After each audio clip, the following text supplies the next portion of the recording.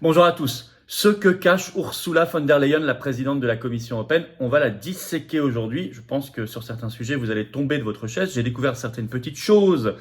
C'est très concret, c'est assez croustillant, mais surtout intéressant, révélateur. Et puis, ce que cache dans un deuxième sens. Attention, je vois que certains, par facilité ou par naïveté ou par fausse naïveté, ciblent cette personne comme s'il suffisait de se débarrasser de cette personne, il n'y avait plus de problème, on mettait quelqu'un d'autre à sa place, il n'y avait plus de problème. Non. Ce qu'elle cache, c'est aussi un système. Et à la limite, elle l'incarne parfaitement. Mais je vais revenir sur tout ça dans cette vidéo, évidemment. Ce mardi, 27 septembre, 8h45, vous savez, on est à Paris, place Dauphine, pour soutenir Maître Divio. C'est une audience publique, hein, c'est pas une manif, hein, mais on peut rentrer. Il nous a proposé, à son initiative, de venir assister à son audience publique. Bah, moi, j'y serai. On invite tout le monde à y aller. 8h45, place Dauphine, maison des avocats à Paris. Ce mardi 27 septembre, je suis à Caen. Ce mercredi 28 septembre, vous pouvez écrire à référent 14, tout collé sans accent, @les-patriotes.fr pour les informations, voire inscription s'il y a encore de la place, je ne sais pas. Dans tous les cas, je suis très heureux. Le 25 septembre, j'étais à Lille, dans le Nord en tout cas, ce fut un immense bonheur et un immense succès. Énormément de monde pour cette première étape du Tour de France de la résistance que je vais continuer, évidemment, pendant les semaines et les mois qui viennent. Par ailleurs, continuez si vous voulez bien de vous abonner à cette chaîne YouTube. Le petit bouton s'abonner en dessous, c'est gratuit, c'est vraiment très rapide, c'est instantané. C'est très important pour donner de la visibilité à ma chaîne. Mais au-delà de ça, à tout ce travail. Et donc à ce travail de ces vidéos de réinformation, de résistance. C'est comme ça que fonctionnent les algorithmes de YouTube. C'est pour ça que je remercie vivement ceux qui se sont abonnés récemment à la chaîne. Et je remercie également ceux qui vont le faire, je le sais, parmi vous dans les secondes qui viennent. Je vous attends. C'est extrêmement important d'adhérer ou de réadhérer ou de faire un don de soutien aux patriotes. Je vous le dis très sincèrement parce que nous n'avons aucune aide, ni matérielle, ni financière. Bien sûr, pas un centime d'aide publique cette année, aucun soutien bancaire, toute l'oligarchie, tout le système contre nous. Nous, on n'est pas l'opposition avec des guillemets, on est la résistance. Et en même temps, on est nombreux, on a plein de projets, on fait plein de choses et ça coûte cher. C'est pour ça que si vous pouvez adhérer et vous allez rencontrer des gens qui pensent comme vous, qui défendent la liberté, la souveraineté, la France, l'avenir, l'humanité, la dignité. Le Frexit, on parle d'Ursula von der Leyen, la sortie de l'OTAN, la paix. Si vous partagez ça et que vous ne nous avez pas encore rejoint, que vous hésitez, il ne faut plus hésiter, il faut venir. Ou si vous avez adhéré il y a 1 an ou plus, pensez à réadhérer. Le lien pour adhérer ou réadhérer, c'est le même d'ailleurs, avoir cette carte orange d'espérance. Ce lien est sous la vidéo en description, c'est le premier lien. Il est également en commentaire épinglé, premier commentaire donc, et également dans les dernières secondes de cette vidéo en cliquant directement sur votre écran. Sous la vidéo en description, il y a un deuxième lien juste en dessous pour faire un don de soutien aux patriotes, je vous le disais. C'est défiscalisé aux 2 tiers pour vous, comme l'adhésion et la réadhésion, aux 2 tiers, pensez-y. Et ça permet de financer tout ce qu'on fait.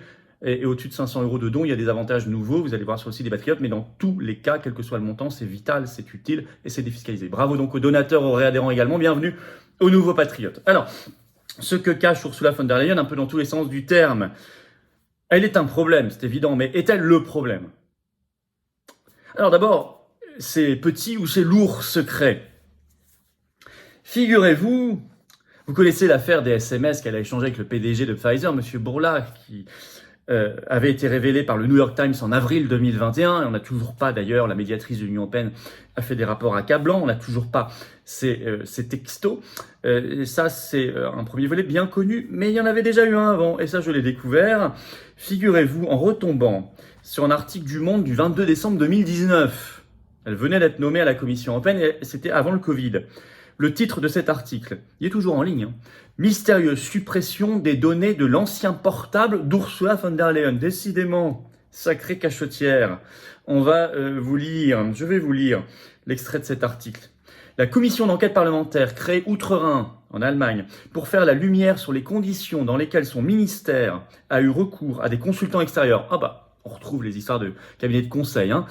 Grassement rémunérés, écrit Le Monde, a appris jeudi 19 décembre 2019 que les données de l'ancien téléphone portable d'Ursula von der Leyen avaient été effacées. Les députés membres de la commission souhaitaient les consulter dans le cadre de leur investigation. Mais c'est dommage. Alors là, elle l'a fait comme ministre de la Défense allemande. Donc elle est coutumière du fait. C'est très intéressant, ça éclaire d'un autre jour l'histoire des SMS avec Pfizer. Faites circuler. Un autre lourd secret, ce ne sera pas forcément complet ici, mais c'est son mari, Heiko von der Leyen, qui, on en avait déjà parlé, mais on a des nouveautés sur les actionnaires de cette affaire. Depuis décembre 2020, l'année du Covid, il est directeur médical de la société américaine Orgenesis, qui est une société de biotechnologie américaine spécialisée dans les thérapies cellulaires et géniques, créée en 2008. Figurez-vous que son troisième actionnaire principal, c'est le gestionnaire d'actifs Vanguard. Figurez-vous également qu'actuellement Vanguard est le premier actionnaire de Pfizer. Les choses, les liens, les boucles. Et puis très récemment, un autre événement très problématique, Bill Gates. Ursula von der Leyen était à New York ce 22 septembre. Elle a reçu des mains de Bill Gates. Les vidéos sont là, Bill Gates a fait son éloge. De la part de sa fondation, Bill et Melinda Gates. Le prix, je cite, le prix des Goalkeepers Global Goals Award. Rien que ça. Donc sur des prix, là il y en avait 4 distribués à des personnalités, dont Ursula von der Leyen. C'est des prix remis par cette fondation Gates à des personnes dont Gates estime qu'elles servent la cause de l'humanité. Et en l'occurrence, Ursula von der Leyen, elle a servi la cause des vaccins Covid. Et notamment, il la félicite d'avoir, au nom de l'Union européenne, financé à hauteur de 300 millions d'euros le Gavi, qui est lié à l'OMS. Oui, mais le problème, là, est-on dans le conflit d'intérêts? C'est que le premier financeur du Gavi, c'est qui? C'est officiel tout ça, c'est sur la page Wikipédia du Gavi. C'est la fondation Bill et Melinda Gates. Je vais vous lire l'extrait du discours de Bill Gates. En juin 2020, lors du sommet mondial sur les vaccins, dit-il, von der Leyen a également annoncé une nouvelle contribution de la Commission européenne de 300 millions d'euros à Gavi, l'alliance du vaccin. C'est plus que la somme de toutes les contributions précédentes de l'Union européenne à Gavi. Ça mérite bien un prix. Alors, deuxième élément sur Ursula von der Leyen, ce qu'elle cache, ce sont des déclarations très très problématiques. Une salve récente de déclarations choc, scandaleuse. Celle dont on a le plus parlé, 15 septembre dernier, le discours sur l'état de l'Union devant le Parlement européen à Strasbourg, sur la guerre d'Ukraine, elle dit « Il ne faut pas chercher l'apaisement ». Dramatique. L'Europe, là, ici, l'Union européenne, c'est la guerre. Deuxièmement, à l'Assemblée générale de l'ONU à New York, ce 22 septembre, elle s'est attaquée à toute idée de cessez-le-feu, pourtant réclamée par pas mal de monde dans cette affaire. Le journal belge Le Soir, le 22 septembre, fait un article où ils disent, je cite, qu'elle s'est clairement opposée aux appels à un cessez-le-feu. Irresponsable. Et puis sa dernière sortie, le 23 septembre, toujours depuis New York, avec le drapeau américain dans le dos, contre les électeurs italiens, les menaçant, elle dit « Nous verrons le résultat du vote. Si les choses vont dans une direction difficile, nous aurons des outils comme la Pologne et la Hongrie, vous savez. » Alors oui, elle est un problème. Mais est-elle le problème? Et c'est là que les choses se gâtent. Là, ici, il y a un piège. Je dirais soit de la naïveté, de la part de certains qui se disent le problème c'est Ursula von der Leyen et pas l'Union européenne. Ça, c'est extrêmement naïf. Soit il y a une fausse naïveté. C'est tellement plus facile de considérer que le problème c'est elle et qu'il suffirait de la changer. Comme ça, on évite de mettre les mains dans le cambouis de l'Union européenne et du Frexit. C'est sûr que c'est plus facile. C'est une facilité, mais c'est une manipulation, c'est un piège. L'idée, le piège, c'est de dire changeons Ursula von der Leyen et tout sera réglé. Par exemple, j'ai entendu sur CNews ce 24 septembre Henri Guénaud, qui peut dire des choses intéressantes de temps en temps, Henri Guénaud. Mais enfin bon, je rappelle qu'il a travaillé pendant 5 ans aux côtés de Nicolas Sarkozy quand même, quand il était président de la République.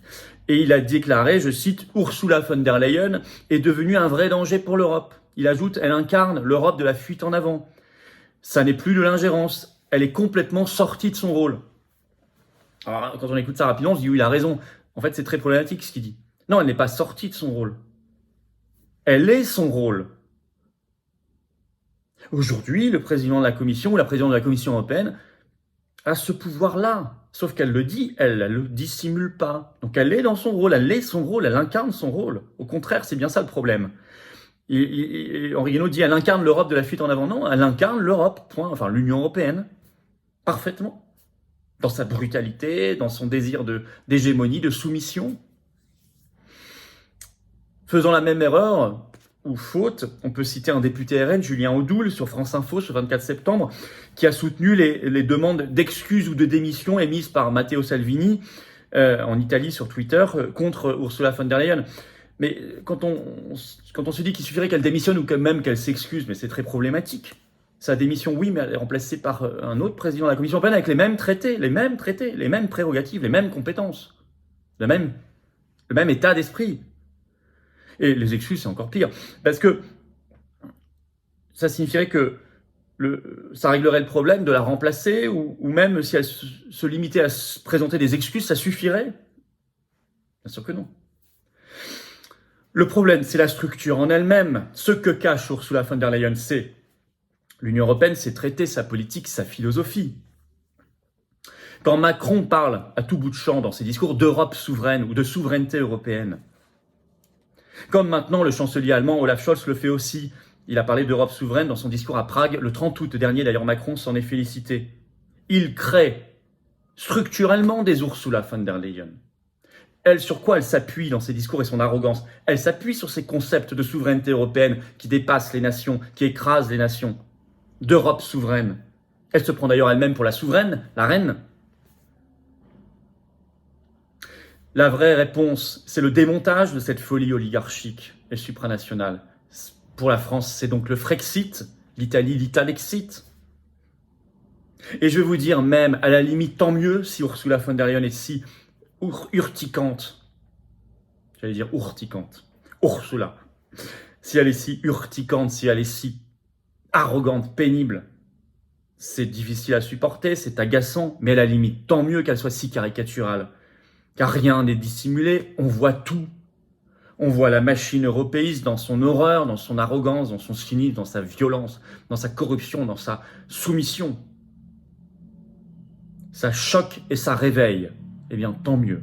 Je n'ai jamais vu autant de gens en ce moment se convertir au Frexit. Jamais. À nous maintenant d'agir. Et on va continuer à agir. Je vous ai donné tous les rendez-vous en début de vidéo. Et le grand rendez-vous national de la résistance, je vous le redonne, c'est samedi 8 octobre, ça approche. On en reparlera. Toutes les figures de la résistance vont être invitées, ainsi que tous les députés d'opposition. Ça promet, un grand cortège. On y reviendra à Paris, bien sûr, parce qu'on va s'adresser et on remettra la pétition 1 million de signatures pour la paix au gouvernement et à Macron. Le lien pour la signer est toujours sous la vidéo en description, la signer et la relayer, bien évidemment. Vous pouvez toujours vous abonner à cette chaîne, c'est important, très important, le petit bouton s'abonner, hop, le petit clic, profitez-en pour appuyer sur la petite cloche à côté pour recevoir les notifications des futures vidéos et des futurs directs. Plus vous êtes abonné, plus les vidéos circulent. Merci d'infiniment aux nouveaux abonnés et aux futurs abonnés. Il faut venir aux patriotes, on se bat. Si vous êtes d'accord avec ce que je viens de vous dire là, alors n'hésitez plus, on peut plus faire de chichi, il n'y a plus de moment à attendre, la politique avec un P majuscule, c'est pour tout le monde, nous et nos enfants, nous et les générations qui viennent. C'est ça notre combat. Le lien pour adhérer ou reprendre votre adhésion annuelle si vous avez adhéré par exemple à l'été, à la rentrée 2021 ou même avant, il faut penser à réadhérer. Le lien est sous la vidéo en description, premier lien, également en commentaire épinglé, dans quelques secondes on clique là ou là sur votre écran directement. Sous la vidéo en description, deuxième lien pour faire un don de soutien aux patriotes. Vital, le 8 octobre ne se financera pas tout seul, les déplacements de plus, rien, ça coûte très cher, on se prend l'inflation en pleine figure, on n'a pas un centime de financement public ni bancaire.